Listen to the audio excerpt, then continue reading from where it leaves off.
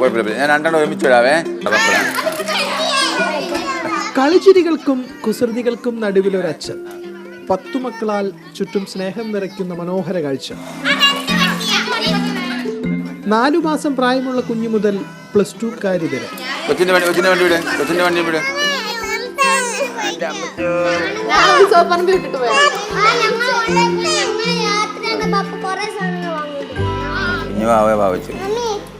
ഇവളാണ് ഏറ്റവും ഇളയാള്, അന്ന റോസ്ലിയ. 4 മാസമാണ് പ്രായം വരുന്നത്. പിന്നെ അതിന് തൊട്ട് മുൻപിലത്തെ ഇവർ 2 പേര് ടിൻസാണ്. ജിയോവാന മരിയ. ഏറ്റവും ആൾ കിടക്കുന്ന ആള് ജിയന്ന ജോസ്പിന. അതിന് തൊട്ട് ബേക്കിൽ വരുന്നതാണ് കാതറിൻ ജോക്കിമ. അടുത്ത ആള് ലെവിൻ സാന്റണി. പിന്നെ അതിന് തൊട്ട് മുൻപിലുള്ള ആള് ലിയോ ടോം സെബാസ്റ്റ്യൻ. തൊട്ട് മുന്നിലുള്ള ആളാണ് അസിൻ തെരേസ്. അതിന് തൊട്ട് മുന്നിലുള്ള ആളാണ് ആൻ ക്ലെറിൻ. അതിന് തൊട്ട് മുന്നിലുള്ള ആളാണ് ആഗ്നസ് മരിയ. ഏറ്റവും മൂത്തയാളാണ് ആൽഫിയ എലിസബത്ത്, റെഡിറ്റ് ആൾ. അതിൻ്റെ മൂത്തയാളാണ് രമ്യ ജോസഫ്, അതായത് എൻ്റെ ഭാര്യ. അടിപൊളി അടിപൊളി അടിപൊളി. അച്ഛനും അമ്മയും 10 മക്കളുമുള്ള ഒരു വീട് ഇക്കാലത്തൊരു അപൂർവ കാഴ്ചയാണ്.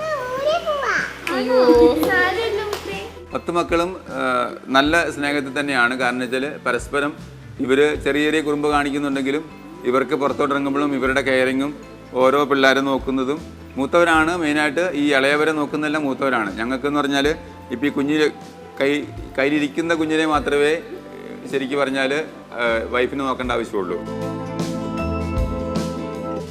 10 മക്കളെ വളർത്തി വലുതാക്കുക എന്ന് പറയുന്നത് നിസ്സാരമായ കാര്യമല്ല. അതിന് പക്ഷേ അച്ഛനോളം അല്ലെങ്കിൽ അമ്മയ്ക്കും അതുപോലെ തന്നെ ഉത്തരവാദിത്വമുണ്ട്. പക്ഷേ ഇന്ന് നമ്മൾ ഫാദേഴ്സ് ഡേ ആയതുകൊണ്ട് അച്ഛൻ്റെ കാര്യങ്ങളാണ് കൂടുതൽ സംസാരിക്കുന്നത്. പക്ഷേ അമ്മയോടും കൂടി ചോദിക്കാം. ചേച്ചി, എങ്ങനെയുണ്ട് ചേട്ടൻ? അച്ഛൻ എന്ന നിലയിൽ വളരെ ഫ്രീ ആണ് ആള്. പക്ഷേ അച്ഛൻ്റെ ഉത്തരവാദിത്തങ്ങളെല്ലാം കറക്റ്റായിട്ട് ചെയ്യുന്നുണ്ട്.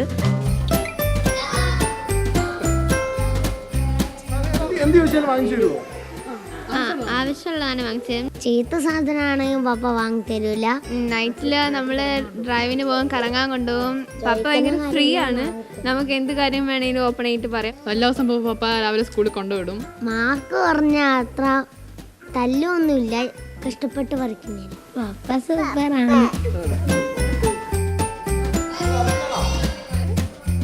എല്ലാവരെയും ഒരുമിച്ച് കൊണ്ടുപോകുന്നതിലുമുണ്ട് ഒരു സന്തോഷ് ടച്ച്. ഞങ്ങൾ ഏറ്റവും കൂടുതൽ കെയർ ചെയ്തേക്കുന്നത് മൂത്തവളെയാണ്.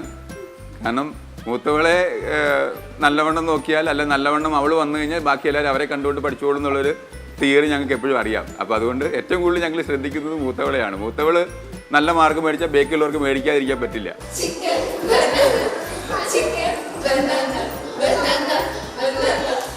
പാട്ടും ഡാൻസും കളികളുമായി ആഘോഷം നിറയുന്നൊരു വീട്.